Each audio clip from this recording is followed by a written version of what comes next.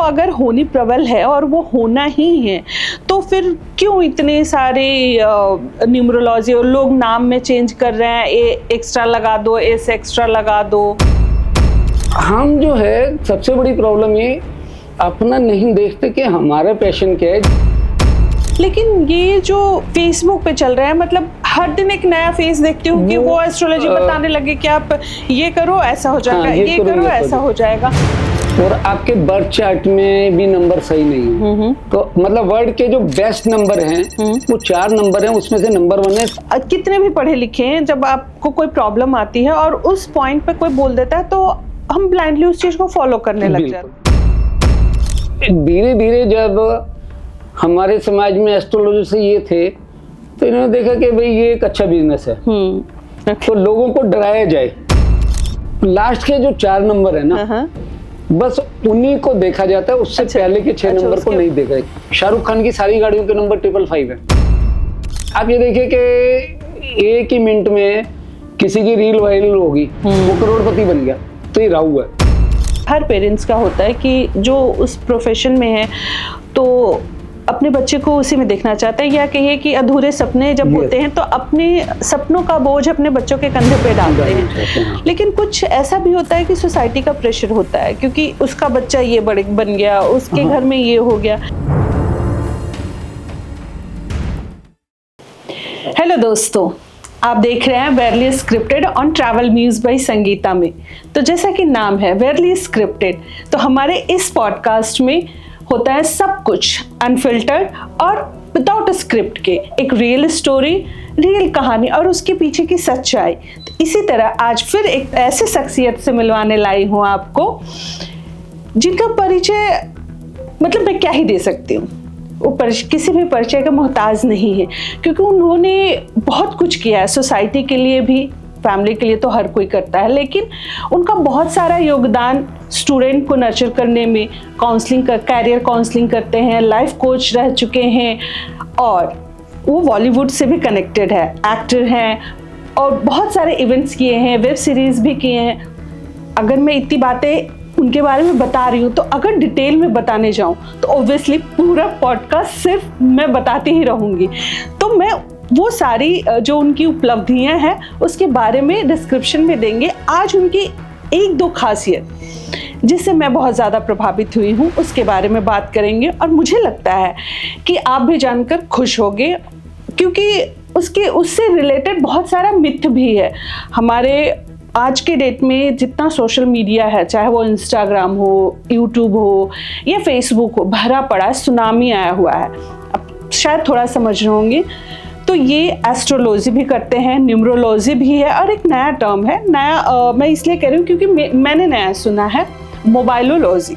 Means mobile के number, उससे आप कनेक्ट कर सकते हैं सही पर्सन से या रॉन्ग पर्सन से, उस जो एनर्जी एक्सचेंज होती है उसके बारे में बात करेंगे। तो चलिए सबसे पहले मिलवाती हूँ अतुल भारद्वाज जी से। मैं इनको थैंक्स कह रही हूँ कि इन्होंने अपना टाइम दिया है, काफ़ी बिजी रहते हैं, लेकिन आप लोगों के लिए मैंने इनका थोड़ा सा वक्त चुरा लिया है। तो ये चीज़ें अनस्क्रिप्टेड, अनफिल्टर्ड और रियल बातें करते हैं अतुल जी से। Thank you Atul ji. नमस्कार मैम। तो जैसे आपका फ़ोन है कि पॉडकास्ट करना है जी, तो मेरे को भी बड़ा अच्छा लगा। और मैं एक्चुअली ये कहते हैं ना कि लॉ ऑफ अट्रैक्शन जो काम करता है, करेक्ट, मैनिफेस्टेशन काम करते, तो मैं बहुत टाइम से भी इतने पॉडकास्ट देख रहा था, तो मैं सोच ही रहा था कि क्यों ना भी मैं भी कोई एक पॉडकास्ट करूं, अपना लोगों तक पहुंचूं, उन्हें बताऊं अपने बारे में जो मेरे पास नॉलेज है। तो ये वही है कि जो मैनिफेस्ट किया, और परसों फ़ोन आया और आपने बोला कि पॉडकास्ट सुनना चाहते हैं और आप जहाँ कहेंगे हम आ जाएंगे, तो मेरे को बहुत ही अच्छा लगा। तो अब मैं जो अपने बारे में एक छोटा सा संक्षिप्त विवरण बता दूं जी। मेरा नाम अतुल भारद्वाज है जी, और मैं जैसे कि एक मध्यम क्लास परिवार जो हिंदुस्तान में है उसी से हूँ। मेरे फादर गवर्नमेंट जॉब करते थे और मेरे 2 छोटे ब्रदर हैं, एक सिस्टर है। तो मैं सबसे बड़ा रहा। तो फादर की जो जॉब ऐसी थी, वो बहुत ही हेक्टिक जॉब थी, तो वो परिवार को समय नहीं दे पाते थे। तो धीरे धीरे बचपन से ही मेरे को घर के काम करने लगे और अपने भाई बहनों को ख्याल रखना पड़ा, बाहर जाना पड़ा, रिलेशन में जाना पड़ा। तो वो जो ये सब काम करते करते तो मैं मतलब बचपन में ही समझे कि परिपक्व हो गया। तो मेरे को जो एक बड़े लेवल पे जाके बच्चे को कुछ समझ आती है तो वो सारे दिन दुनिया की समझ आने लगी, लोगों से मिलना, रिश्तेदारी में मिलना, आना जाना, अपने भाई बहनों को ख्याल करना, अपने भाइयों को स्कूल छोड़ के आना साइकिल पे। तो उस समय साइकिल हुआ करती थी। ओके। तो लाइफ ऐसे दौर से गुजरी। फिर जैसा कि सबको पता है कि एक 10th का बोर्ड होता है वो किया, 12th का बोर्ड है वो किया, तो उसके बाद कॉलेज चले गए। और फिर ये कि कॉलेज से निकलते ही कि मैं बड़ा था तो एक गवर्नमेंट जॉब वाले पेरेंट्स के लिए बहुत मुश्किल होता है कि 4 बच्चों को पालना। तो फिर मैं एकदम से जॉब में ही आ गया। तो मैं बीकॉम करते ही जॉब में आ गया और मैंने नहीं सोचा कि आगे पढ़ाई का। तो वही समय होता है कि इसी बात को लेके फिर मेरे को ये लगा कि आज बच्चों की मेंटरिंग करनी चाहिए, क्योंकि अगर मेरी मेंटरिंग समय पे हो जाती तो I would be another person. तो डिपेंड करता है, अगर आपको टाइम पे मेंटरिंग मिल जाए तो आप कहीं से कहीं पहुंच सकते हैं। लेकिन चलिए वो समय निकल गया। तो उसके बाद जॉब लग गई। तो जॉब मेरी लगी, ये हिंदुस्तान का नंबर 1 कॉलेज है, Shaheed Sukhdev college of business study, university of Delhi के अंडर। और we were the pioneer to start management at undergraduate level in India. अभी तक MBA होती है, सबने सुना है, तो लेकिन ग्रेजुएशन पे मैनेजमेंट पढ़ाना, तो ये एक पहला ऐसा कॉलेज स्टार्ट हुआ 1987 में। और मैं इसका फाउंडर मेंबर रहा हूँ, ये मेरी खुशकिस्मती है। और जो इसके हमारे फाउंडर प्रिंसिपल थे डॉक्टर SS गुलशन, वो ऑलरेडी 2 कॉलेजों के पहले फाउंडर प्रिंसिपल रह चुके हैं। तो उनका जो विज़न बहुत ही अलग था। तो उन्होंने बोला कि मैं एक अलग तरह का कॉलेज बनाऊंगा, जो ये किताबी ज्ञान है इससे अलग बनाऊंगा, बच्चों की अलग तरह से नर्चरिंग करूंगा। तो उन्होंने समर ट्रेनिंग स्टार्ट की, प्लेसमेंट स्टार्ट की। और मेरा सौभाग्य ये रहा कि कॉलेज नया नया खुला था, कॉलेज कैसे चलाते हैं, एंट्रेंस एग्जाम, हम अपना एंट्रेंस एग्जाम खुद कराते थे। पूरे दिल्ली यूनिवर्सिटी में अभी तक कोई और ऐसा कॉलेज नहीं था जहाँ पे एंट्रेंस एग्जाम होता था। तो एक नई पेडागोगी स्टार्ट हुई, एंट्रेंस एग्जाम कराया, उसके थ्रू बच्चों को लेते थे। तो इंडिया की सिर्फ क्रीम हमारे पास आती थी। तो उसके बाद जब समर ट्रेनिंग स्टार्ट हुई, मैं 5 साल तक उनका P2 प्रिंसिपल का काम भी देखा। तो मल्टीपल काम थे मेरे। कंप्यूटर लैब मैंने 87 में PG डिप्लोमा में कंप्यूटर एप्लीकेशन किया था। तो इस कॉलेज में कंप्यूटर लैब खोलने का था, क्योंकि कंप्यूटर एक सब्जेक्ट था इसमें, BMS में, BBS था उस समय हमारे कोर्स का नाम। अच्छा। तो उन्होंने मेरे को बुलाया। उससे पहले मैं university college of medical sciences में था। तो वहाँ से उन्होंने मेरे को बुलाया कि यहाँ पे कंप्यूटर लैब सेटअप करनी है, तो बेटा आप आ जाओ। तो फिर मैंने कॉलेज ज्वाइन कर लिया। तो बट उस समय छोटा स्टाफ था, तो P2 प्रिंसिपल का काम भी मेरे पास रहा। फिर एडमिनिस्ट्रेशन का भी बहुत काम मैंने देखा। और summer training, placement, audio visual room, पहला दिल्ली यूनिवर्सिटी ऐसा कॉलेज था जहाँ पे हमारे पास ऑडियो विजुअल रूम था। ओके। हाँ। और वो सेटअप आपने किया था? हाँ, वो सारे सेटअप मेरे द्वारा किया गया था, सारी परचेजिंग वगैरह जितनी भी थी। तो उसमें हम बच्चों को उस जमाने में 87 में, आप सोच सकते हैं 87, 88 में हमने वीडियो कैसेट्स आती थी वो मंगाई मैनेजमेंट की। और वो बच्चों को दिखाते थे कि क्या मैनेजमेंट होता है इंटरनेशनल लेवल की। अभी तक शायद दिल्ली यूनिवर्सिटी में, इंडिया में किसी भी अंडर ग्रेजुएट कॉलेज में ऐसा नहीं हुआ होगा। तो दैट्स वाई हम डिफरेंट थे। और विद इन 5 ईयर हम इंडिया के नंबर 1 बिजनेस स्कूल बन गए। ओके। तो उस समय ये सारे काम करते करते मेरे को बहुत कुछ सीखने को मिला, क्योंकि उस समय मैं एक नहीं मल्टी काम करता था। और कंप्यूटर लैब तो सेटअप कर ही दिया था। पहला हमारा ऐसा कॉलेज था जिसमें उस समय कंप्यूटर 55,000 का आया था। और इवन दिल्ली यूनिवर्सिटी का जो कंप्यूटर 87 की बात कर रहे हैं, 55,000। हाँ, 10 कंप्यूटर्स हमने खरीदे। ओके। हाँ, तो और सबसे बेस्ट कंप्यूटर लैब थी हमारी दिल्ली यूनिवर्सिटी की। इवन MCA डिपार्टमेंट की भी नहीं थी। वो लोग भी, वहाँ के प्रोफेसर हमारे पास काम करने आते। ओके। तो ये सारा करते करते कॉलेज बढ़ता गया। तो धीरे धीरे क्या था कि दिल्ली यूनिवर्सिटी में 70 कॉलेज हैं, वहाँ मेरे कोलीग्स हैं, फ्रेंड्स हैं, और फिर यार दोस्त हैं और रिश्तेदार हैं सब लोग। तो किसी के बच्चे को कोई प्रॉब्लम होती थी, वो मेरे से कांटेक्ट करने लगा कि सर मैं अब 12th कर ली है तो क्या करूं, क्या करना चाहता हूं, जैसे आपका कॉलेज है BMS या BBS करना चाहता हूं तो कैसे क्या होगा। तो वो मैं उन बच्चों को गाइड करने लगा। तो ये गाइडिंग करते करते फिर मैंने देखा कि इस क्षेत्र में जो है ना, अभी बहुत सारी कमियां हैं, बच्चों को पता ही नहीं है, पेरेंट्स को नहीं पता ही क्या करना है। सबसे बड़ी प्रॉब्लम तो पेरेंट्स की है कि वो जिस फील्ड में होते हैं वो कहते हैं कि मेरा बच्चा उसी फील्ड में, प्रेशर डालते डॉक्टर है हाँ। कि डॉक्टर बनो, Right. इंजीनियर है इंजीनियर बनो। तो आप ये देखिए वो बच्चा, उसका पैशन कुछ और है, Correct. लेकिन वो जबरदस्ती उस फील्ड में जाने के लिए 3-3 साल तक एंट्रेंस एग्जाम देता है, क्रैक नहीं कर पाता। और बहुत सारे केस हमारे हिंदुस्तान में सुसाइडल केस हो जाते हैं, क्योंकि बच्चा फिर जो है ना मेंटली डिस्टर्ब हो जाता है। वो सोचता है कि मेरे साथ के बच्चे आगे निकल गए, मैं पीछे रह गया, तो मैं कुछ नहीं कर सकता। तो जब मैंने देखा कि बहुत सारी प्रॉब्लम है, तो मैंने इसको देखा, तो मैंने रिसर्च करी, तो मेरे को पता लगा कि DMIT, dermographic multiple intelligent test, okay ये यूएसए में हार्वर्ड यूनिवर्सिटी में डॉक्टर हॉवर्ड गॉर्नर थे, वो बहुत बड़े साइकोलॉजिस्ट थे।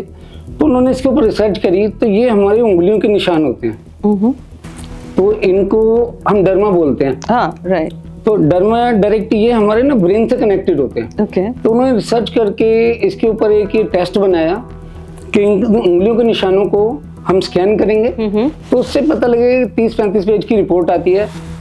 2 ब्रेन है, एक लेफ्ट ब्रेन है, एक राइट ब्रेन है, एक एनालिटिकल है, एक नॉन एनालिटिकल है। ओके तो बच्चा का दिमाग कहाँ चल रहा है, एनालिटिकल है तो एनालिटिकल में जाएगा, तो हम उसे बोलेंगे इंजीनियरिंग में जाओ, इसमें जाओ। नॉन एनालिटिकल है तो बहुत सारी फील्ड्स हैं। उसके बाद एक इनबॉर्न टैलेंट जो हमें पता नहीं होता, जैसे आप टीवी में देख रहे हैं, अभी छोटे छोटे बच्चे आते हैं, गाना गाते हैं, डांस करते हैं, Correct. और इंडस्ट्री के लोग देख के हैरान रह जाते हैं कि ये 4 साल का बच्चा इतना इंटेलिजेंट। तो लेकिन ज्यादातर बच्चों को नहीं पता होता मेरे अंदर इनबॉर्न टैलेंट क्या है। तो उस रिपोर्ट में वो इनबॉर्न टैलेंट का भी पता लगता है।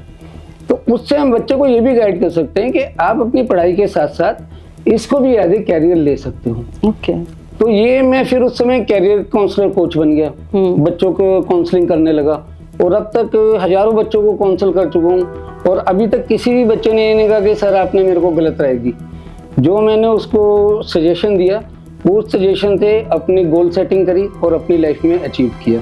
ओके सर, मैं एक चीज़ यहाँ पे पूछना चाहती हूँ कि जैसे आप कह रहे हर पेरेंट्स का होता है कि जो उस प्रोफेशन में है तो अपने बच्चे को उसी में देखना चाहता है, या कहिए कि अधूरे सपने जब होते हैं तो अपने सपनों का बोझ अपने बच्चों के कंधे पे डालते हैं। लेकिन कुछ ऐसा भी होता है कि सोसाइटी का प्रेशर होता है, क्योंकि उसका बच्चा ये बड़े बन गया, उसके घर में ये हो गया, तो ये कितना ज़्यादा प्रेशर डालता है लाइक आपके, क्योंकि कई जनरेशन हो गए आपके एज में, और आज की जो जनरेशन है, आज के तो रिबेलियस थोड़े किड हो जाते हैं, वो अपने मन की ही करते हैं, पेरेंट्स के बहुत कम सुनते हैं। बट अगर मैं अपनी भी बात करूं तो ऑब्वियसली पेरेंट्स कहते थे कि ठीक है इस लाइन में पढ़ाई कर लो, तो हम लोग बिना सोचे, और एक्सपोजर भी नहीं होता था, बिल्कुल। तो हम लोग वो पढ़ाई करते थे। या तो शिवलिंग होते हैं, जैसे बड़े भाई हुए, बड़ी बहन हुई, वो कुछ अच्छा कर गया तो पूछ की तरह पकड़ करके चल दिए उसी रास्ते पे। तो आपके हिसाब से आपको लगता है कि सबसे ज्यादा किस चीज का ये रहता है, पेरेंट्स का या फिर सोसाइटी का, या सर्कमस्टांसेस रहते हैं? मैं इंटरनेशनल ऑथर भी हूँ। एक बुक ने ऑस्ट्रेलिया में वर्ल्ड रिकॉर्ड किया था 2022 में, डाइवर्सिटी, उसमें 30-35 लोगों के आर्टिकल है। उसमें मेरा आर्टिकल था select the right niche and career to become billionaire mindset. तो उसमें मैंने लिखा है कि कुछ हमारे जो एक्सटर्नल फैक्टर्स होते हैं, जैसे हम स्कूल में पढ़ रहे हैं, 4 फ्रेंड्स साथ में हैं, तो उसमें क्या है, 2 फ्रेंड्स बोल रहे कि मैं साइंस लूंगा, तो वो फ्रेंड चाहते कि हम साथ ही रहें। तो उस समय वो डिसाइड कर लेते कि हम भी साइंस लेंगे। वेदर वो इंटरेस्टेड नहीं थे तो उन्होंने साइंस ले ली। तो एक ये फैक्टर हो गया। फिर आस पड़ोस में देख लिया कि उसके बच्चा, उसमें मैंने एक छोटी सी स्टोरी मैं यहाँ नरेट करना चाहूंगा। एक बच्चे की, जैसे एक जो एक्सटर्नल फैक्टर कैसे हमें इफेक्ट करते हैं, वो बच्चा था तो गाँव में था, तो गाँव में लाइट नहीं होती, तो जनरली क्या करता है, छत पे चला जाता है, चांद तारों की रोशनी हो रही है तो वहां पढ़ लेंगे। तो जब वो देखा तो उसने चांद तारों को देखना स्टार्ट किया, तो उसके मन में यह है कि यार ये क्या साइंस है। तो उसने सोचा मैं एस्ट्रोनॉट बनूंगा, मैं इस साइंस को पढ़ूंगा। तो उस समय उसने डिसाइड कर लिया। बट थोड़े दिन बाद ही क्या हुआ, उसका बड़ा भाई IIM से MBA करके आ गया। जब वो गांव में आया, उसकी बहुत आवभगत हुई, पार्टी हुई, उसके पेरेंट्स खुश हुए, इतना बड़ा पैकेज। देन ही चेंज हिज माइंड कि ये अच्छा है। तो मतलब कैसे हम एक्सटर्नल फोर्सेस से अपने माइंड को चेंज करते रहते हैं। उसके बाद भी फिर क्या हुआ, उसका एक कजन वो नेता बन गया। ओके। तो फिर वो उसकी लाल बत्ती की गाड़ी आ रही है, पुलिस आ रही है और वो तो वो ज्यादा अच्छा लगने लगा। चेंज हिज माइंड कि आई थिंक ये और बेटर प्रोफेशन है। ओके। तो हम जो है सबसे बड़ी प्रॉब्लम ये अपना नहीं देखते कि हमारा पैशन क्या है। जैसे 3 इडियट में उन्होंने बोला कि do what is your passion. Yes. तो अपने पैशन पे काम करो, उसको जानो। लेकिन सबसे बड़ी प्रॉब्लम क्या है कि more than 60% people they are not able to find their passion. वो इधर देखा उधर देखा और जहाँ जगमगाहट चाल में चल लेते हैं, तो वहाँ चले जाते हैं। ओके सर, आपका पैशन क्या था? इतनी सारी चीजें आपने की हैं, सबसे पहले मैं जानना चाहती हूँ आपका पैशन क्या है? मेरा पैशन तो स्कूल टाइम में वैसे इंजीनियरिंग ही था। ओके। और मैं दिल्ली का जो उस समय का बेस्ट स्कूल था सिविल लाइन, तो वहाँ पे एंट्रेंस होता था 6th के लिए। ओके। तो वो मैंने एंट्रेंस दिया और उस एंट्रेंस में मैंने टॉप किया। ओके। तो 6 से 10th मैंने वहाँ करी। और मेरा पहला बैच था 9th 10th जो इंग्लिश मीडियम में मैथ और साइंस दिल्ली में स्टार्ट हुआ। Okay. There was only 4 model school in Delhi. उसके बाद 11 12th आई, तो फिर वही हुआ कि क्या लें, साइंस लें क्या लें। बट मेरा जो पैशन था वो साइंस का ही था फॉर इंजीनियरिंग। बट मेरे को और लोगों के फैक्टर्स ने कॉमर्स की तरफ धकेल दिया। ओके। और मैं फिर कॉमर्स में चला गया। अच्छा। हाँ, तो फिर स्कूल चेंज हो गया, शक्ति नंबर 1 में आ गए। वो भी उस समय का बेस्ट नंबर 1 स्कूल था, क्योंकि वो जो प्रिंसिपल सर वहाँ पे थे, रावत सर, वो वहाँ शिफ्ट हो गए। तो उनसे हमारे कुछ फैमिली रिलेशन थे, तो उनके एक दो रिलेटिव भी मेरे बैचमेट थे, तो हम लोग सारे वहाँ शिफ्ट हो गए। तो वहाँ से 11 12th की फिर मैंने बीकॉम दिल्ली यूनिवर्सिटी के शिवाजी कॉलेज से। तो बीकॉम करने के बाद जैसे फिर पता लगा, अभी मैं फाइनल ईयर में था, कि कंप्यूटर्स इंडिया में आ गया।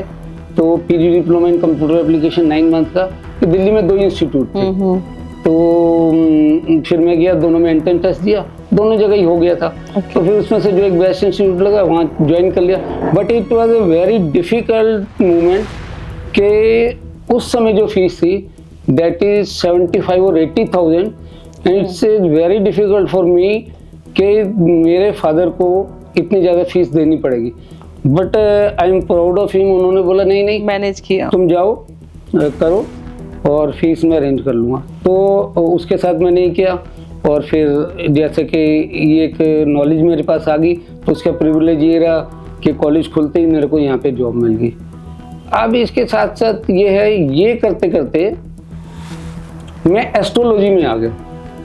एस्ट्रोलॉजी से तो आए आप, लेकिन मैं जानना चाहती हूँ आपके कहते हैं ना ग्लैमर वाले वर्ड में कि वो पैशन के आपने वेब सीरीज भी की है, आप एक्टर भी हैं, मॉडलिंग भी किया है, प्रोडक्शन हाउस को भी आप लाइक कास्टिंग ये करते हैं, सपोर्ट करते हैं।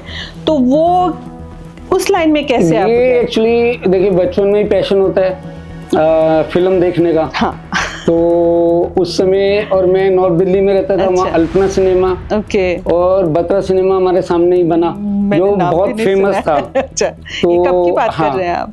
ये होगी बत्रा सिनेमा बन गया था 85 में। Obviously, तभी मेरे को तो तब ये जैसे जब एक शोर फिल्म आई थी मनोज कुमार जी की, that was the most legend film, और उसके गाने भी सारे बहुत बढ़िया थे। तो उस समय वो अल्पना सिनेमा पे लगी थी। तो उसमें आप ये लगा लीजिए, फिल्म देखने जाने के लिए बाहर रोड तक जाम हो गया था। तो और स्कूल टाइम में हम घर से बिना बताए वो फिल्म देखने कैसे गए? पैसे कहाँ से आया? कैसे तो अरेंज हो गई कैसे न कैसे मतलब करके, पेरेंट्स से झूठ बोल करके या फिर कैसे?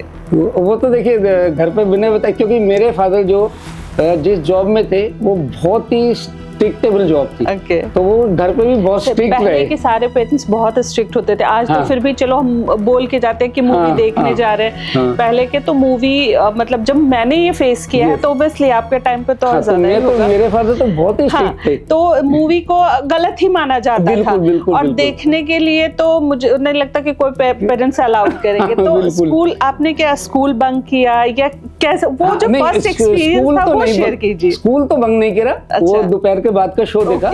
और चांस की बात ये था कि वहाँ जो मेरे एक क्लासमेट था, उसका ब्रदर उस सिनेमा में जॉब करता था। अच्छा, ये जुगाड़। तो हाँ, तो वो एक जुगाड़ थी। Okay. तो हमें इजिली मतलब इतनी हाउसफुल होने के बाद भी अंदर एंट्री मिल गई। हाँ। और घर आने का पेरेंट्स को पता चला था कि नहीं, सुताई हुई कि नहीं हुई? नहीं, वो नहीं हुआ क्योंकि वो पता नहीं लग पाया। अच्छा, पता नहीं लग पाया। तो वो उस समय एक ये मतलब मन में था कि भाई ये बड़ी चकाचौंध की इंडस्ट्री है और बड़ा अच्छा है, तो मन में था, लेकिन वो मन में ही रह गए। क्योंकि जो आप देखेंगे कि अगर हिंदुस्तान में जो आम आदमी का जीवन है, पहले तो ये कि पढ़ लो, पढ़ने के बाद जॉब लग गई, सरकारी या प्राइवेट जॉब ही लग गई, फिर मैरिज होगी, फिर बच्चे हो गए, फैमिली होगी। तो पहले तो एज ए पेरेंट्स हो जाते हैं जब हम, तो हमारे लिए सबसे पहला काम ये हो जाता है कि अपने बच्चों की परवरिश और उनकी पढ़ाई अच्छी तरह हो जाए, चाहे हमारा कितना ही कम रहो। क्योंकि कोई भी फादर ये नहीं चाहेगा, हर फादर ये चाहता है कि उसका बच्चा उससे ऊपर जाए। तो उसके लिए वो जितना भी सैक्रिफाइस है वो भी करने को तैयार है। तो वही है आम आदमी की जिंदगी, वही एक पिसते रहती है, घूमते रहती है गोल। तो और वो फिर अपने पैशन जो है वो रह जाते हैं। बट बाद में मेरे दोनों बेटे सेटल्ड हो गए।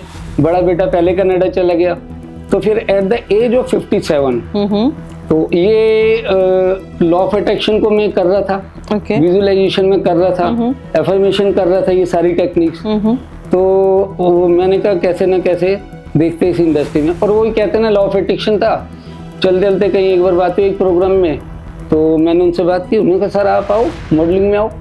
तो मैं फिर जब फर्स्ट टाइम में गया, रैम्बॉक किया, तो उस समय सारे मेरे साथ लुक लगता भी है। हाँ, तो मेरे साथ 25 साल के बच्चे थे। अच्छा। और मैं उनको लीड कर रहा था। तो जब जजेस थे, उन्होंने मेरे से फिर क्वेश्चन पूछा। एक्चुअली मैं माइंड ट्रेनर भी हूँ, मैंने कोर्स किया हुआ। तो उन्होंने मेरे से क्वेश्चन पूछा, sir what is your age? तो मैंने फिर उन्हें ये बोला, my physical age is 57 but my mental age is 19। तो क्योंकि एवरीथिंग स्टार्ट फ्रॉम माइंड। हाँ, तो अगर आप दिमाग से सोचते हैं कि आप कुछ कर सकते हैं तो आप वो कर सकते हैं, किसी भी एज में आप कर सकते हैं। तो बस वो जर्नी स्टार्ट होगी, फिर लोग मिलते गए, कारवां बनता गया। फिर उन्होंने बोला एक वेब सीरीज बन रही थी, एक प्रोड्यूसर डायरेक्टर मिले, उन्होंने कहा आप आ जाओ। तो ये बनी थी जो अभी दिल्ली में लड़की के 40 टुकड़े हुए थे 2-3 साल पहले, तो उसके ऊपर उन्होंने दिल दिल्ली डेथ। तो उसमें मेरा पुलिस का रोल है। और जो गुलशन पांडे जी क्राइम पेट्रोल में आते हैं, वो मेरे ऑफिसर थे, उनके साथ मैंने किया। तो उसके बाद ऐसे ही फिर एक प्रोग्राम में मिला, तो वहाँ एक और प्रोड्यूसर डायरेक्टर मिल गए। तो मैं बोला कि एक बन रही है मिशन पॉसिबल डॉक्टर्स के ऊपर। तो उसमें मेरा डॉक्टर का रोल था। तो उसमें क्या था कि एक मेरी जूनियर डॉक्टर थी, तो उसके साथ लाइफ में कुछ हैपनिंग हो गई। तो जैसे हॉस्पिटल में कोई एक बंदा आया, लेकिन वो कुछ मर्डर करके आया था। अच्छा। लेकिन उसको उसका इलाज करना था। तो उस समय वो जो है मेंटली डिस्टर्ब होगी कि मैं ऐसे का इलाज नहीं करूंगी, क्योंकि ये लोग गलत काम करते हैं। करेक्ट। तो उस समय मेरे को ये काम दिया गया कि इनको मेंटर करना है। तो उस समय उसके लिए कुछ डायलॉग लिखने थे ऐसे। तो मैंने प्रोड्यूसर डायरेक्टर से बोला कि सर मेरे को डायलॉग दे दीजिए जो मेरे हैं। तो उन्होंने बोला कि नहीं, आपके डायलॉग हैं, आप ही लिखो। तो इवन वो डायलॉग भी मैंने लिखे। तो वो डायलॉग इस तरह से थे, जो जूनियर डॉक्टर थी, तो उसने बोला, मैंने उससे पूछा, वो 3-4 दिन से परेशान चल रही थी। तो मैंने पूछा बेटे क्यों परेशान हो? तो कहा सर नहीं कुछ ऐसे ही ये है वो है। मैंने कहा नहीं बताओ आप। तो मैं बोला कि सर ऐसे ऐसे है और ये है, तो हम इसका इलाज नहीं करेंगे। मैंने कहा देखो, जब हम डॉक्टर बनते हैं तो एक शपथ लेते हैं, वो ये शपथ होती है कि हम कोई भी आए, चाहे किसी भी प्रकार का, वो हमारे लिए उस समय पेशेंट है। हमें ये उसके बैकग्राउंड नहीं देखना, क्योंकि हमारा काम है पेशेंट की जान बचाना। हम डॉक्टर हैं, हमने जो ये पढ़ाई करी है सिर्फ उनके लिए करी है। तो उस समय आप ये दिमाग से निकाल दो और अपना काम करो। Then I convince him her, तो वो मानी। उन्होंने कहा नहीं सर ठीक है, ट्रीटमेंट किया। हाँ, तो वो मेरे को अच्छा लगा। तो वो डायलॉग भी मैंने लिखा, तो बहुत अच्छा लगा। तो ऐसे बस धीरे धीरे जर्नी चलती गई। अब रहा एस्ट्रोलॉजी का। ये मेरे 2001 में मेरी लेफ्ट किडनी में स्टोन हो गए। There were multiple stone, 45 stone थे।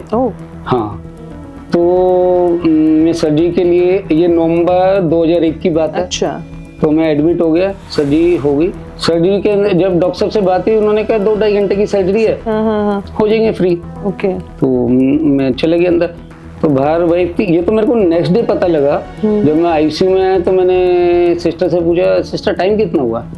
तो बोला, मैं कहा डेट, मैं कहा ये तो टाइम अलग लग रहा है। कह रही तो ये डेट है, मैं कहा तो नेक्स्ट डे हो गया। कह रही हाँ, तो मैंने कहा सर्जरी मेरी कितनी देगी थी? कह रही 12 आवर। 12 घंटे की सर्जरी? हाँ, 12 hour surgery, that was triple surgery. Okay. तो फिर वो तो जब मेरी बात हुई तो वाइफ ने बताया कि बाई बर्थ जो एक फ्यूजी जंक्शन होता है किडनी का, तो वो मेरी यूरिन पाइप ब्लॉक थी बाई बर्थ। ओके। तो वो भी रीइम्प्लांट करने पड़े।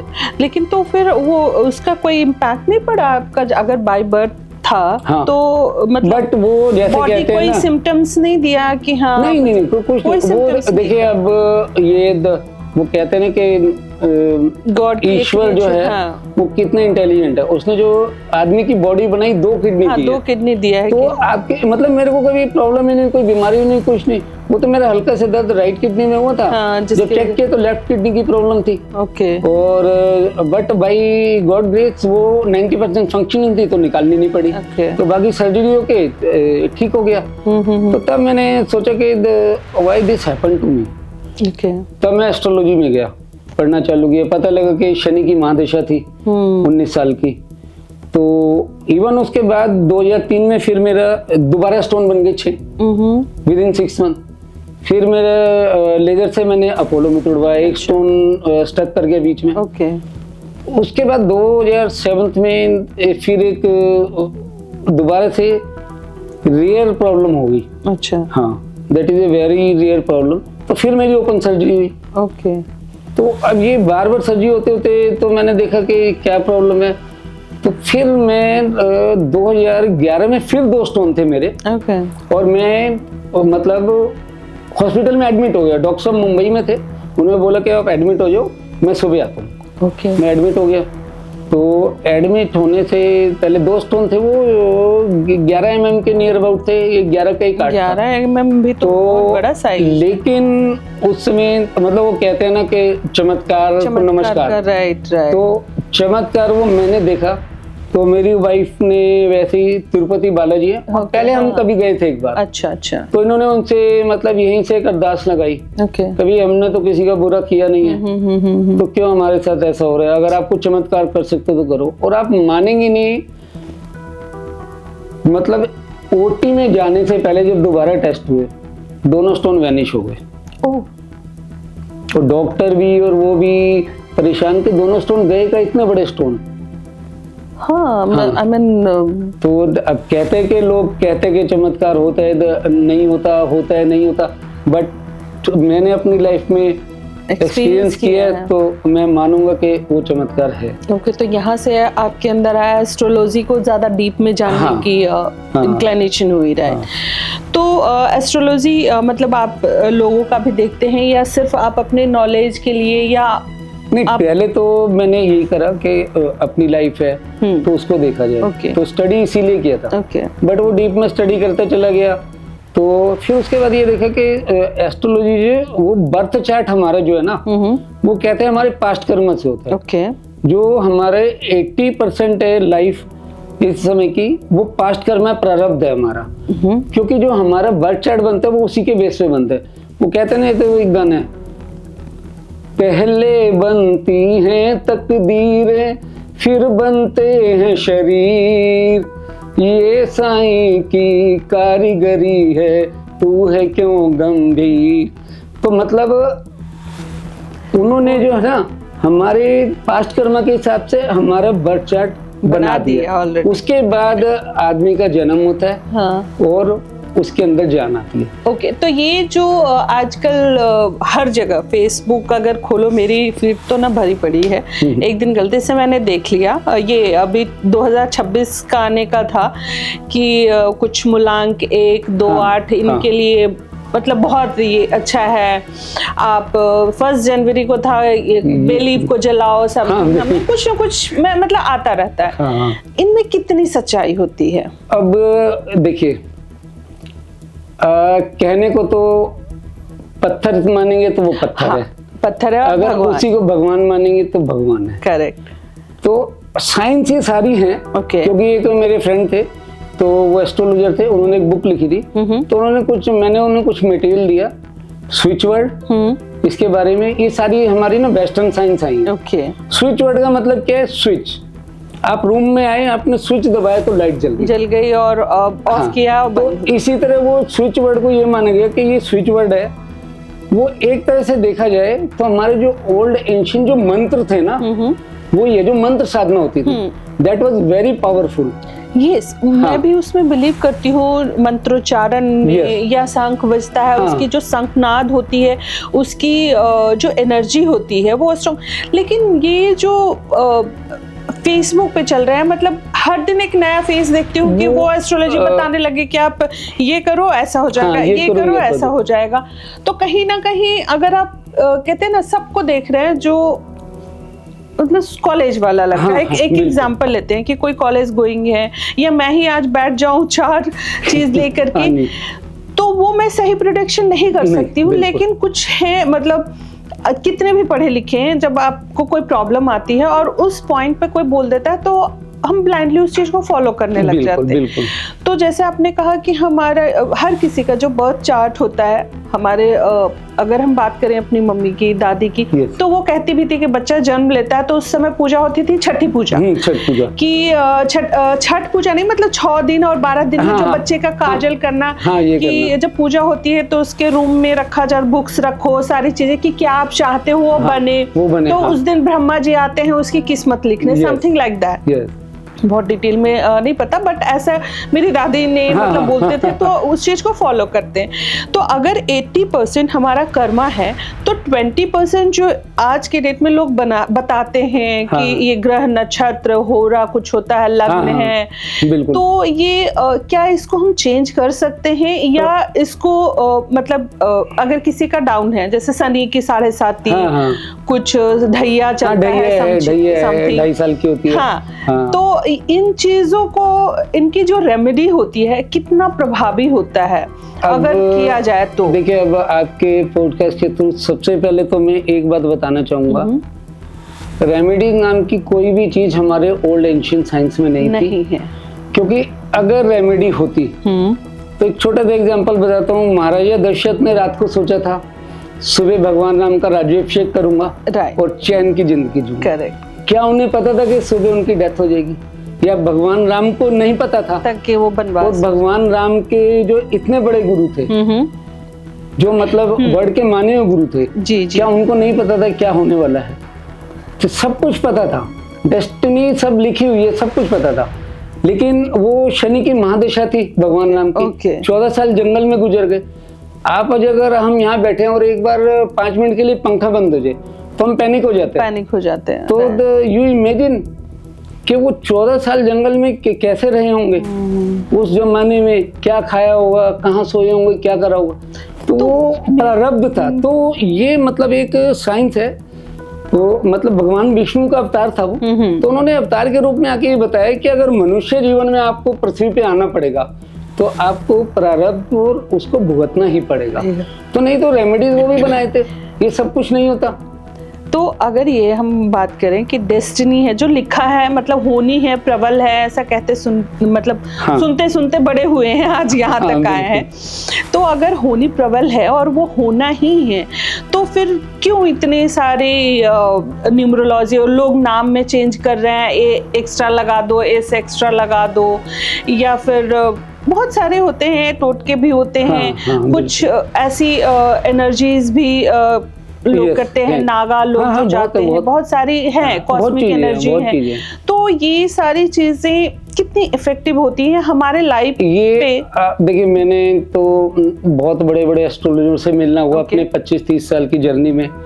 न्यूमरोलॉजिस्ट, पामिस्ट, वास्तु कंसल्टेंट और यंत्र मंत्र तंत्र, तो मतलब बहुत कुछ पढ़ा।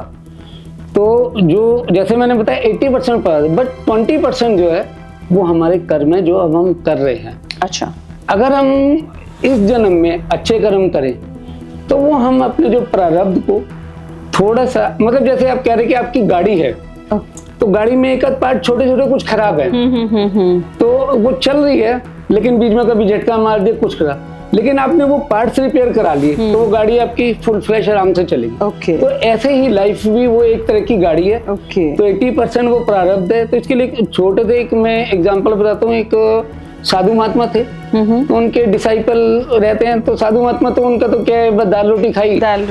तो उन्होंने उनके डिसाइपल ने पूछा, गुरुजी आप लोग देख रहा हूँ मैं बाहर गाड़ियों में घूम रहे हैं, दारू पी रहे हैं और मस्ती कर रहे हैं, और उनकी लाइफ इतनी बढ़िया चल रही, गलत कर्म कर रहे हैं। सही बात। तो हम लोग इतना भगवान का भजन करते, सब कुछ करते हैं, फिर भी हमारी लाइफ तो ऐसी चल रही है। तो उन्होंने कहा, एक छोटा सा उन्होंने फिर आंसर दिया कि past Karma bank balance. For example इसको मैं वैसे समझाता हूँ, एक व्यक्ति है, उसके पास 1 करोड़ रुपया है, बैंक में है, वो कुछ नहीं कर रहा, घर में बैठा है, डेली अपना खा पी रहा है, दारू भी पी रहा है, मस्ती कर रहा है यार दोस्तों के साथ, बट कब तक, अंटिल उसका 1 करोड़ वो खत्म ना हो जाए। चल जाएगा, मान लीजिए 4 साल चल गए, 5 साल चल गए, तो वो 5 साल ही लिविंग ए लविश लाइफ, क्योंकि उसके पास पैसा है, वो एक बैंक बैलेंस है। तो ऐसे ही व्यक्ति के पास एक पास्ट कर्म का बैंक बैलेंस लेकर आया है। तो जब तक वो चल रहा है, तो उसकी लाइफ, चाहे वो गलत काम कर रहा है, कि वो पास्ट कर्म का बैंक बैलेंस है, अच्छा बैलेंस है, तो आराम से जिंदगी जी रहा है। लेकिन अभी वो गलत काम कर रहा है, तो अब ये जो गलत काम कर रहा है, तो जो उसका आगे की लाइफ है, जैसे ही वो बैंक बैलेंस खत्म हुआ, तो उसे पता लगेगा लाइफ कितनी मुश्किल है, क्योंकि वो जो इसके कर्म है वो निकल के आएंगे। अब कहते हैं कि स्वर्ग है नरक है, अभी तो किसने देखा, कोई गया ही नहीं आज तक। सही बात, मतलब तो गया लेकिन वो बताने नहीं आया। हाँ, तो अब वो स्वर्ग नरक वहां नहीं है, वो सब यही है। तो वो अब आप देखिए, जो मंदिर के बाहर कोड़ी बैठे हैं, भिखारी बैठे हैं, तो कुछ तो होगी ना, साइंस होगी, पास्ट कर्म होगी। आज आप देखिए कुत्ते मर्सिडीज में घूम रहे हैं। हाँ, कुत्तों के साथ कुछ है कि रोड पे उसको 4 लोग आते जाते लात मार के जा रहा है, और यहाँ कुछ लोगों को खाना भी नहीं मिल रहा, और कुछ ऐसे हैं जो मर्सिडीज, उनके लिए 4 नौकर रखे। 4 नौकर। तो ये कहीं ना कहीं तो ये थ्योरी है, मतलब कोई माने ना माने, बट मेरा मानना ये पास्ट कर्म की थ्योरी है। अब जैसे आप कह रहे कि उपाय कर लिए, ये कर लिए, तो अब वो ये है कि भगवान कृष्ण ने अपनी गीता में एक बात कही है कि तू बेटा कर्म कर, फल की चिंता मत कर। तो व्यक्ति का काम है कर्म करना। अब ये कि जब लाइफ में प्रॉब्लम आ जाती है, तो फिर आदमी अब और कोई रास्ता मिलता नहीं, एस्ट्रोलॉजर हो गया, न्यूमरोलॉजिस्ट हो गया, वास्तु कंसल्टेंट के यहाँ पूजा करा लो, और ये सारी चीजें उन्हीं के पास भागते हैं। अब ये क्या था कि धीरे धीरे जब हमारे समाज में एस्ट्रोलॉजी से ये थे, तो इन्होंने देखा कि भाई ये एक अच्छा बिजनेस है, तो लोगों को डराया जाए। तो इसमें मैं छोटी चीज बता रहा हूँ, जैसे आदमी सबसे ज्यादा डरता है मौत से। मौत तो सबको पता है कि मौत तो आनी है। इसीलिए आप देखिए हिंदुस्तान के अंदर आपको, जैसे हमारे ब्रह्मा विष्णु महेश हैं, 3 देवता हैं।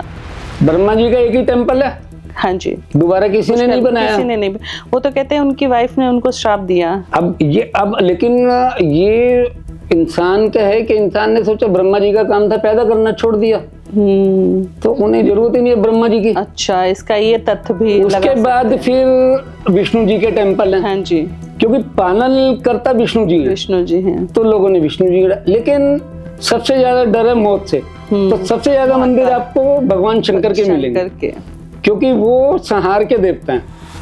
तो ये एक मनुष्य की मेंटलिटी थी, नहीं तो ब्रह्मा जी का एक ही मंदिर बना के क्यों छोड़ दिया, और क्यों नहीं बनाया। तो वो ये, तो अब किशन जी ने जो कहा कर्म करता, उन्होंने कहा कुछ तो कर्म करो, तो बचने के लिए इनके पास जाओ। अब इन्होंने देखा पंडितों ने और इन सब ने कि चलो ये तो अच्छा बिजनेस है, तो कुछ रेमेडीज बताए थे, ये कर लेंगे, वो कर लेंगे, ये हो जाएगा, वो हो जाएगा। अब व्यक्ति भी ये सोचता कि मैं रेमेडीज कर लूं। और मैं आपको एक बहुत छोटी सी बात बताऊं, उसकी लाइफ में जो इवेंट्स होने हैं वो बेसिक एस्ट्रोलॉजी से ही पता लगता है, जब गोचर में ग्रह आते हैं। अच्छा, बीच बीच में गोचर आता है, उसमें ग्रह चेंज होते हैं। उसमें राहु केतु 18 महीने के लिए, और बृहस्पति 12 महीने के लिए, और अपना सूर्य है 1 साल के लिए। ओके। अब ये अगर आपके बर्थ चार्ट में वो अच्छी पोजीशन में बैठे हैं, तो उस समय जब इवेंट होगा तो वो आपको अच्छा फल देंगे। ओके। लेकिन वो बैड कंडीशन में बैठे हैं तो उस गोचर में वो आपको बैड फल देंगे। तो सर एस्ट्रोलॉजर का तो हमने बहुत बात किया और ये एक ऐसा टॉपिक है जो एंडलेस है। Endless, ठीक है। yes. तो आज के डेट में न्यूमरोलॉजी चल रही है या आपने कहा कि मोबाइल के नंबर से, इसके बारे में आप कुछ बताइए, हमारे व्यूअर्स जानना चाहेंगे। हाँ। क्योंकि ये मोबाइल नंबर वाला मतलब मुझे नई चीज लग रही है थोड़ी। बिल्कुल। तो वो क्या है? ये जब मैं एस्ट्रोलॉजी पढ़ता रहा तो फिर मैंने देखा, देखिए हम बर्थ चार्ट तो चेंज कर नहीं सकते, वो हमारी डेट ऑफ बर्थ वही रहेगी। ओके। ठीक है, तो उसी हिसाब से बर्थ चार्ट बन गया जी।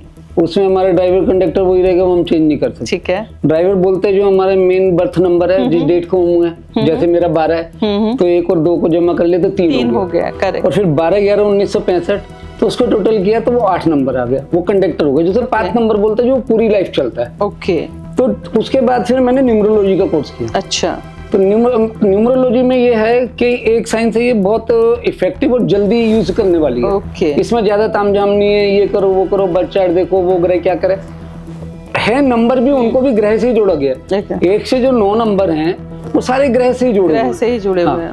तो उस नंबर के कारण उस ग्रह की वाइब्रेशन आ जाती है। तो जब ये देखा गया कि बर्थ चार्ट से अगर ये कि थोड़ी सी प्रॉब्लम है तो हम अपने नाम नंबर को, उसकी वाइब्रेशंस को चेंज कर ले। क्योंकि जब हम नाम अपना लिखते हैं तो ए को जैसे 1 दे दिया, बी को 2 दे दिया, तो 1 से 8 तक ऐसे करके पूरे अल्फाबेट्स को हम नंबर दे देते हैं। ओके। तो हर अल्फाबेट का नंबर आ जाता है। तो आपका जो नाम है उस नाम को टोटल करते हैं तो उससे जो नंबर आएगा वो आपको गवर्न करता है।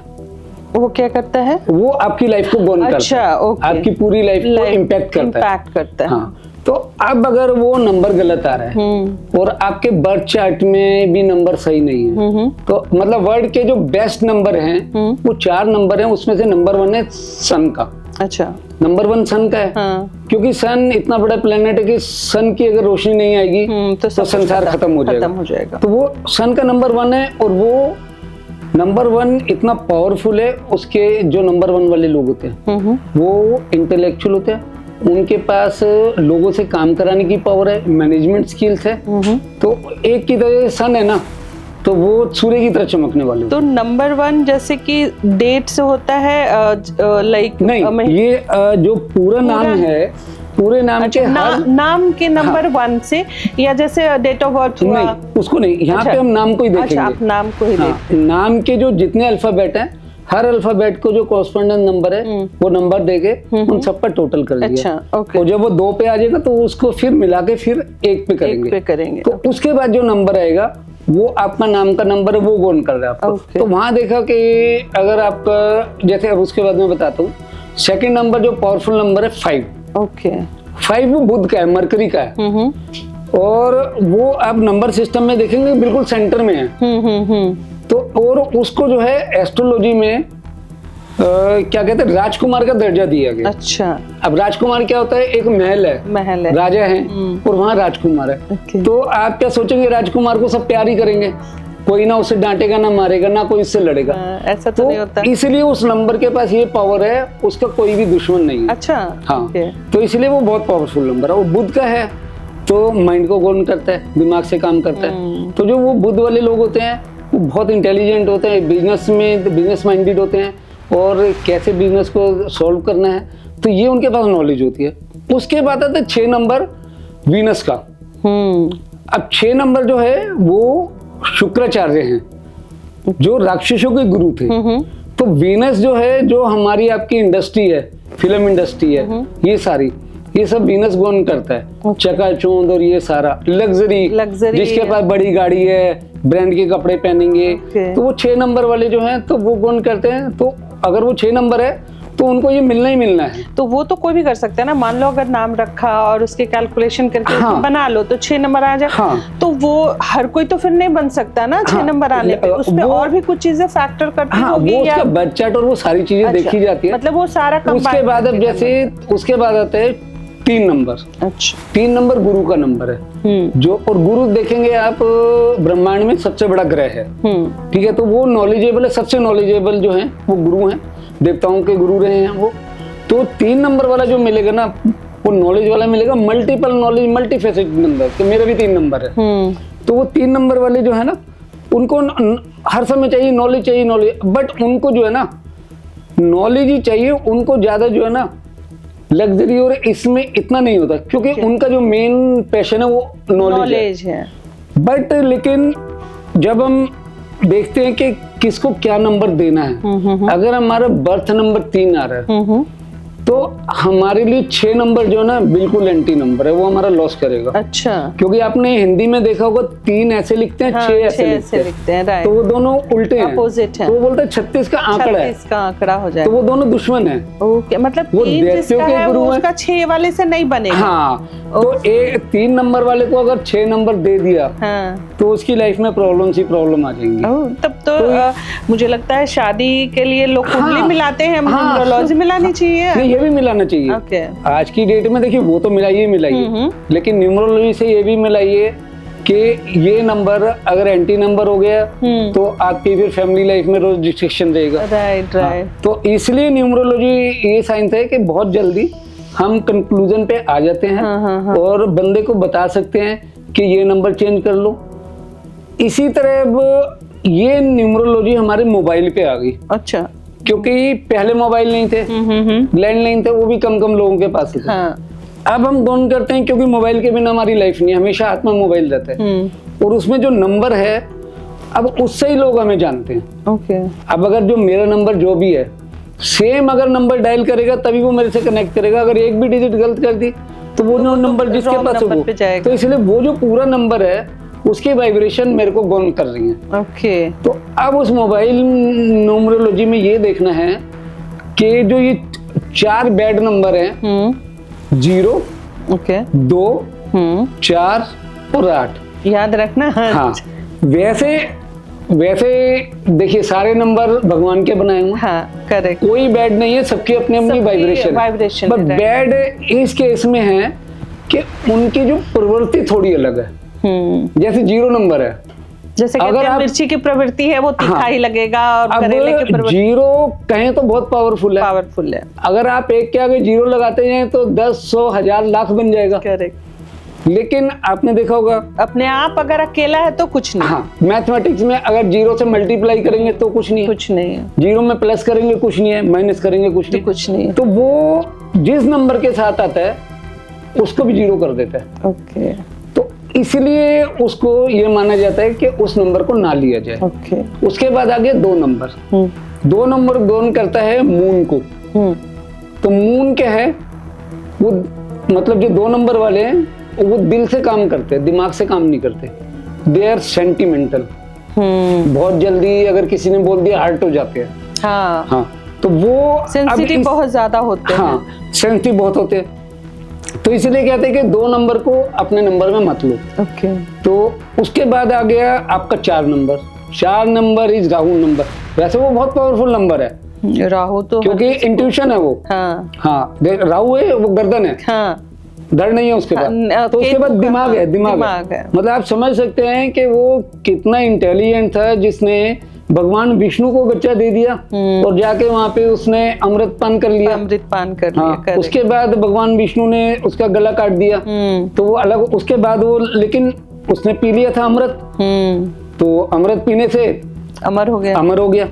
तो इसलिए, लेकिन जो आज का जो हमारे ईरा चल रहा है वो राहु गौन कर रहा है पूरा। ओके। जो भी हमारा चमक धमक की मोबाइल है, इंटरनेट, आप ये देखिए कि 1 ही मिनट में किसी की रील वायरल होगी, वो करोड़पति बन गया, तो ये राहु है। तो राहु का काम क्या, अनएक्सपेक्टेड इल्यूजन। और जिसका नहीं कुछ हो रहा है, वायरल नहीं हो रहा है, वो उसका क्या हो रहा है ये बताइए। तो ये मतलब राहु फर्श से अर्श तक भी ले जा सकता है। ओके। और अर्श से फर्श पे भी ला सकता है। तो इसलिए ना बहुत कंफ्यूजिंग नंबर है। ओके। हाँ, तो इसलिए इस नंबर को राहु को कैसे खुश करेंगे? राहु को देखिए खुश करने के अब रोज रील आ रही है, उपाय आ रहे हैं। वही तो कंफ्यूजन है। इतने सारे रील्स आ रहे हैं, इतनी मतलब कभी कभी तो लगता है कि अच्छा ये करके देखे क्या, अच्छा ये करके देखे क्या। तो रोज नई रील आ रही है कि ये कर लीजिए, ये हो जाएगा, ये कर लीजिए, ये हो जाएगा।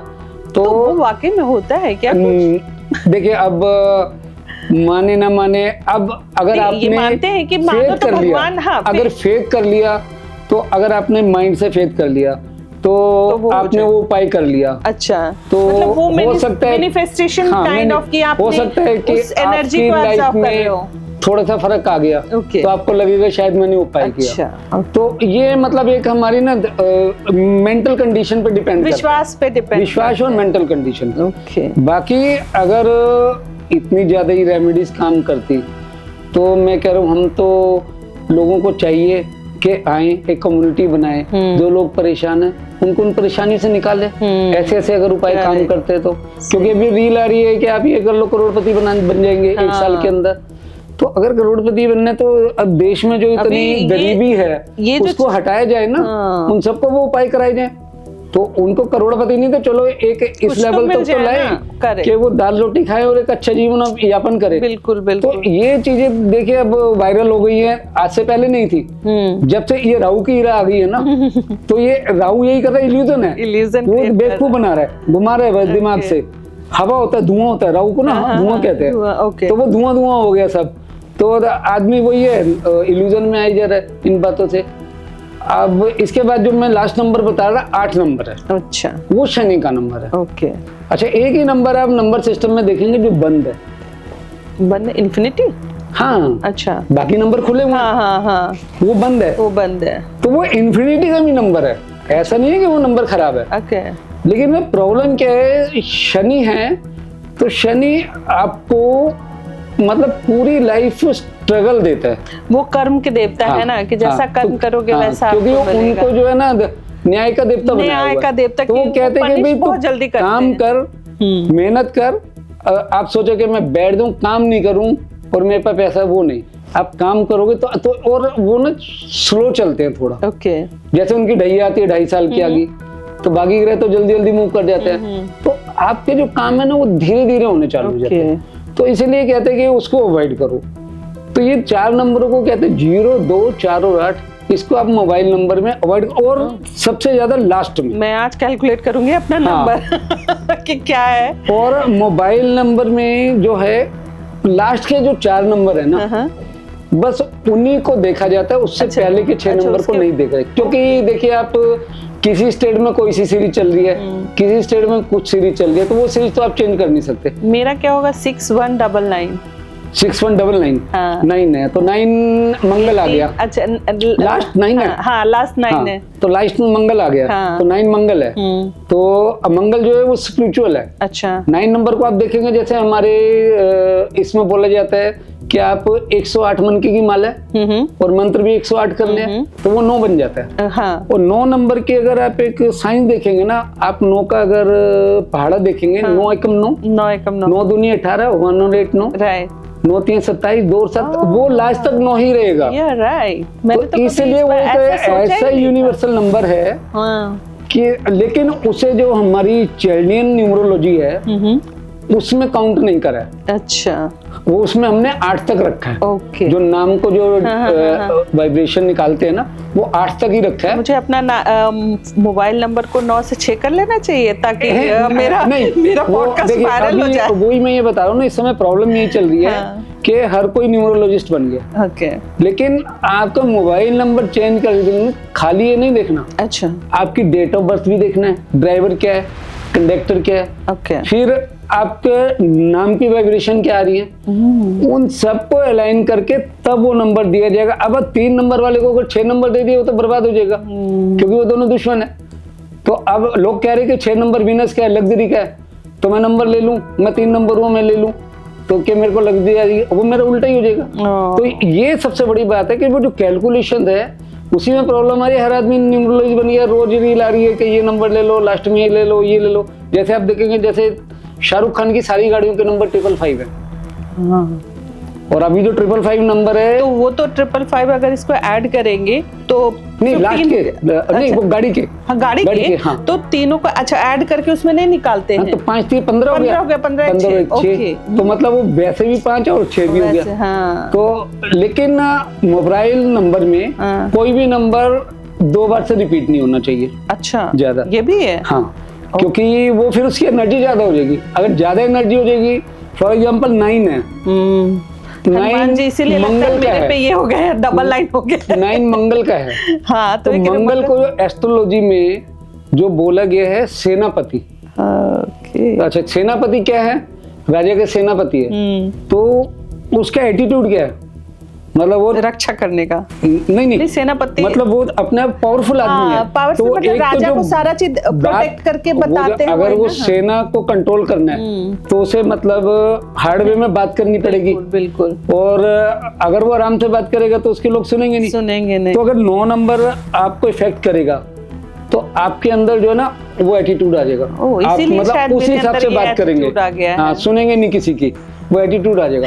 अब वो डबल हो गया, ट्रिपल हो गया तो मतलब उसकी वाइब्रेशन बढ़ गई आपके लिए, तो और ज्यादा आ जाएगा। तो इसलिए वो भी देखना पड़ता है कि कोई सा भी नंबर मोबाइल नंबर में 2 बार से ज्यादा रिपीट नहीं होना चाहिए। तो उसके लिए डिजाइन करना पड़ता है। 4-5 घंटे की कैलकुलेशन है, वो सारा देख के, मतलब इतना आसान काम नहीं है। हाँ, तो लास्ट के 4 नंबर हैं और उसमें लास्ट के 4 नंबर में एक चीज और है। जो लास्ट का नंबर है आपका ना 9 है, तो आपके पास जो ज्यादातर फोन आते होंगे ना, वो लोग 9 नंबर को गोन करते होंगे। तो वो जो बात करते होंगे ना थोड़ी ऐसे पावर वाले, हाँ, पावरफुल बात करते होंगे। तो लास्ट का नंबर ये बताता है जो आपकी कॉल आ रही है उस बंदे के बारे में बताता है। ओके। तो ये है। उसके बाद जो 7th नंबर है वो आपके बारे में बताता है। 7 डिजिट है, उस पे जो नंबर आ रहा है वो आपके बारे में बता रहा है। वो नंबर है तो आप उस तरह के हैं। तो ये भी एक साइंस है। लास्ट के 4 डिजिट हैं, वही इम्पोर्टेंट है। दिमाग वाली ये सारी चीजें कैलकुलेशन है नहीं। हाँ, तो ये इतना आसान है। मतलब देखिए, मैं अभी 3-4 साल से पहले अभी जो कंसल्टेशन दे रहा था वो फ्री ऑफ कॉस्ट दे रहा था। अच्छा। वो सिर्फ ये देखने के लिए, ये नहीं कि बस 2 दिन पढ़े और आप सोचो कि आप मास्टर बन गए। ये इतना आसान काम नहीं है। तो मतलब जैसे मेरे यार वो जो भी लोग सर्कल में हैं उनको बताया मैंने, फिर उनसे पूछा कि हाँ जो मैं बता रहा हूँ कितना सही है सच कि नहीं। ओके। तो जब मैंने ये देखा कि हाँ इतने टाइम में जो मैं बता रहा हूँ फिर भी 80% ठीक है। हाँ। पूरा 100 तो बता नहीं सकते। तो फिर आपने सोचा कि मैं इससे कुछ पैसे क्यों ना कमाऊं। तो अब अभी मैं जॉब में था। ओके। तो अभी नवंबर में मैं गवर्नमेंट जॉब से रिटायर हो गया। तो अब मैंने कहा अब खाली है तो प्रोफेशन बनाया, टाइम को यूज करके अब जो नॉलेज ले लिया तो उसको एज ए प्रोफेशन यूज करें। करेक्ट। तो अब मैंने जो है प्रैक्टिकली पेड कंसल्टेशन देना चालू कर दिया। चार्जेस के बारे में बताएंगे, क्या आपकी चार्जेस? देखिए मैम, मैंने अभी अपने पोस्ट में चार्जेस कहीं नहीं लिखे। अच्छा। तो वैसे जो मिनिमम है वो 5100 रखा है। ओके। उसमें मैं एस्ट्रोलॉजी भी देखूंगा, ओके, न्यूमरोलॉजी भी, नेम न्यूमरोलॉजी भी देखूंगा और मोबाइल न्यूमरोलॉजी भी। लेकिन अगर कोई जेन्युइन क्लाइंट है, अगर कोई प्रॉब्लम है कुछ, तो उसके लिए कम भी कर सकते हैं। ऐसा कुछ वो नहीं। हमारे अगर व्यूअर आए या उनको कुछ जानना हो, सपोज वो आपके पास आ नहीं सकते और अपनी क्वेरीज में मेरे चैनल के थ्रू या डायरेक्ट आपके पेज पे आए, तो उनको कितना डिस्काउंट दीजिएगा? आप बोलिए, आप जितना कहेंगे उतना डिस्काउंट कर देंगे। चलिए, पहले तो मैं ही आपसे पूछूंगी। मैं भाई मेरा बताइए, क्योंकि डबल लाइन आ गया तो मैं। लेकिन अगर कोई देखिए कोई एक अच्छा व्यक्ति आता है, फॉर एग्जाम्पल बिल्डर है, करोड़पति आसामी है, उससे फिर हम लेना बनता है, अच्छे पैसे लेंगे क्योंकि वो पैसे कंपनसेट हो जाएगा। कोई अगर रियली जरूरतमंद हो तो उसको भी आप कर सकते। करेक्ट। नहीं, उससे तो लेना बनता है। वो कैपेबल है इतना पैसा देने की। बिल्कुल बिल्कुल। तो आप अपने फैमिली में, मतलब जैसे आपके दोनों बेटे कनाडा हैं, तो उनको आप ये न्यूमरोलॉजी या फिर ये सारी चीजें बताते हैं कि कभी ये कर लेना? डिस्कस होता है और वो फॉलो करते? वही मैं बता रहा हूँ। जो बड़ा बेटा है मेरा वो 1 नंबर है। अच्छा। 28 नंबर है। तो सन है, तो he is settled in a very good position, तो कनाडा में, और वो IT प्रोफेशनल है। ओके। एंड अब जो मेरा छोटा बेटा है वो 4 नंबर है, राहु है। ओके। तो वो एडमेंट है। अच्छा। 4 नंबर में क्या ना, वो लोग जो है ना, राहु है ना, सुनता नहीं है किसी की। मतलब करना वही है जो मेरे मन की है। तो वो हाँ पापा ठीक है, लेकिन वो करेगा वही अपने मन की। और मेरी वाइफ भी 4 नंबर है। अच्छा। हाँ। ओके। तो वो तो घर में ही है, तो पहले न्यूमरोलॉजी तो घर में ही देखनी पड़ती है। ओके। हाँ। तो ये जैसे रूल करता है स्टार्टिंग का, जैसे आपने कहा 28, मैं भी 28 हूँ। हाँ। तो ऐसा होता है कोई 1 नंबर वाला, हाँ, मतलब बहुत आगे है। अब जैसे 28 सितंबर, यही मैं आपको बताना चाहता कि 1 नंबर ना, एक तो सिंगल 1 नंबर, करेक्ट। तो वो बहुत पावरफुल है। ओके। क्योंकि वो सिंगल एक नंबर है। उसके बाद 28 वाला है, तो वो 2 और 8 से बना है, तो उसके अंदर मून भी आ गया। अच्छा।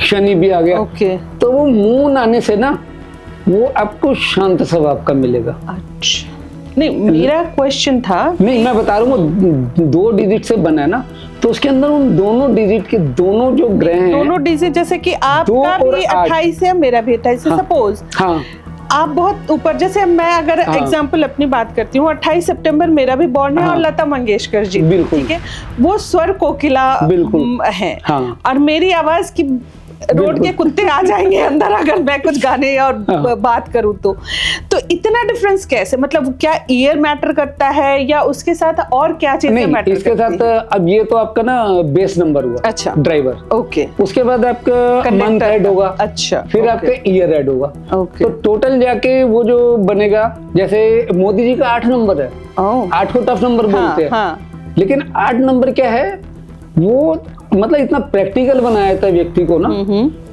व्यक्ति नीचे से लेकर ना ऊपर तक आता है। तो जब वो नीचे से ऊपर तक आता है, ठोकरे खाता है, समझ, वो मुझे हार्ड वर्कर बनाता है। जब वो हार्ड वर्कर बनता है, लोगों के साथ बैठता है, काम करता है, तो लोगों को समझने लग जाता है। वो उसके अंदर इतनी पावर रहती है। तो वो शनि ये कहता है कि तुमको मैं बनाऊंगा, लेकिन तब जब तुम मेहनत करोगे, अपना दिमाग लगाओगे, तो आपको वहां तक पहुंचाऊंगा। तो 8 नंबर खराब नहीं है। अच्छा, 8 नंबर जो स्थायी पैसा जो है वो 8 नंबर ही देता है। ओके। राहु तो इल्यूजन है, देगा और ले भी लेगा, वो तो लेकिन शनि जो आपको देगा, शनि जो देगा वो आपकी मेहनत से काम करवाएगा। ओके। तो आप जब मेहनत से काम करेंगे, जो पैसा जनरेट करेंगे, वो आपके पास रुकेगा। चलिए, हमने बहुत कुछ सीखने को मिला, मतलब पर्सनली मुझे तो मिला। आपको कितना मज़ा आया ये आप ज़रूर बताना कमेंट करके। हमने एस्ट्रोलॉजी के बारे में बात करी, हमने मोबाइल न्यूमरोलॉजी की बात करी, न्यूमरोलॉजी की बात करी। तो इसकी डिटेल, अगर इन चीज़ों से अगर आपको लगता है, आप पेरेंट्स हैं, आपके अपने बच्चों के लिए कुछ सजेशन चाहिए, तो आप सर के इंस्टाग्राम पेज पे भी फॉलो कर सकते हैं, फेसबुक पे कर सकते हैं, और मैं तो हूँ ही मैं तो जब भी आप कहोगे मैं आपका मैसेज इन तक पहुँचा दूंगी। और अगर आपको एस्ट्रोलॉजी से, न्यूमरोलॉजी या मोबाइल न्यूरोलॉजी से जानना है, तो भी मेरे थ्रू आओगे तो मैं ये प्रॉमिस ज़रूर करती हूँ कि डिस्काउंट मिलेगा कितना वो बता देंगे। तो ये ऐसा टॉपिक है जिस पे मुझे लगता है पूरी रात क्या कितने दिन में बात कर सकते हैं, क्योंकि हमारे सारे वेदों को लिखने वाले महर्षि सालों साल तक चलता है, तो उसको हम 1 घंटा और 2 घंटे में रैप अप नहीं कर सकते हैं। लेकिन क्या करें, टाइम का तकाजा है, तो हमें समराइज करनी पड़ेगी ही पड़ेगी। अगर आपको अच्छा लगा और आप और ज़्यादा जानना चाहते हो किसी एक स्पेसिफिक चीज़ को लेकर, चाहे वो एस्ट्रोलॉजी हो, न्यूमरोलॉजी हो, कमेंट में बताना, सो दैट मैं दोबारा इनके साथ पॉडकास्ट करूं और आपकी क्वेरीज, आपके क्वेश्चंस जो होंगे उनको लेकर के हम डिस्कस करेंगे। चाहे वो कैरियर से रिलेटेड हो या फिर आपकी day to day life, exactly day to day life में कुछ प्रॉब्लम्स आ रही हैं या कोई कंफ्यूजन, मेरी जैसे कंफ्यूज परेशान आत्मा रील्स देख करके सीरियसली मैं परेशान हो जाती हूँ। मुझे समझ नहीं आता है कि मतलब क्या सच है नहीं है, बट या ये मैं मानती हूँ कि कर्मा में बिलीव करती हूँ बहुत ज़्यादा स्ट्रॉन्ग, कि आप अगर करोगे, आपने किसी का बुरा नहीं किया है। हो सकता है मोमेंट में आपको कोई चीज़ परेशान करे, but end of the day आपको वो सारी परेशानी दूर होती है अगर आपने किसी को हर्ट नहीं किया है तो ये तो है ही, ये तो अटल सत्य है, इसको कोई झुठला नहीं सकता। लेकिन ये सारी चीजें भी हैं, एनर्जीज तो है ही हमारे सराउंडिंग्स में, अलग-अलग साइंस है, सब अपना-अपना काम करती हैं। जैसे सर ने कहा स्टार्टिंग में कि ये पॉडकास्ट करना चाहते थे, अपनी पॉइंट ऑफ व्यू रखना चाहते थे लोगों तक, और मैंने मतलब मैं सर को जानती बहुत टाइम से थी, हमारे नंबर सेव है एक दूसरे के फोन में, लेकिन हमारी बात नहीं हुई थी। और परसों मैंने इनसे सर से कहा और ये रेडी हो गए। तो ये एनर्जी ही कहीं ना कहीं था, टेलीपैथी था कि हम दोनों को एग्जैक्टली एक्सचेंज करना था और इनकी बातें, इनकी पॉइंट ऑफ व्यू आप तक लाना, सो दैट कि अगर कुछ आपके माइंड में कहते हैं ना फॉग बन रही है तो वो बबल, बस मेरा काम ही है आपके जो बबल्स हो रहे हैं थॉट्स के बहुत सारी ऐसी चीज़ को उसको बर्स्ट करके प्रिक करके सही चीज़ आप तक लेकर आए।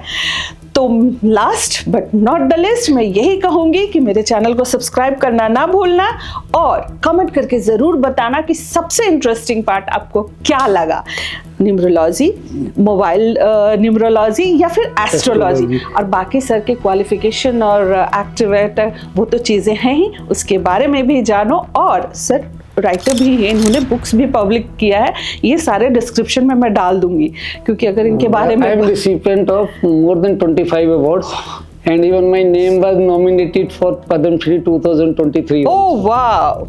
तो मैंने कहा ना कि सर किसी परिचय के मोहताज नहीं है, लेकिन मुझे रैप अप करना पड़ेगा सॉरी, क्योंकि व्यूअर्स को एक ही बार में सारी चीजें नहीं दिखा दूंगी ना। तो बहुत बड़ा खजाना है। एग्जैक्टली, धीरे-धीरे खोलेंगे, धीरे-धीरे खोलेंगे ना, वो कहते हैं पेज पलटेंगे। तो ये आप पे डिपेंड करता है कि आप कौन सा पन्ना खुलवाना चाहते हो और क्या जानना चाहते हो। सो मिलते हैं, तब तक के लिए बाय, लेकिन सब्सक्राइब करना ना भूलना। And thank you so much Atul ji, thank you.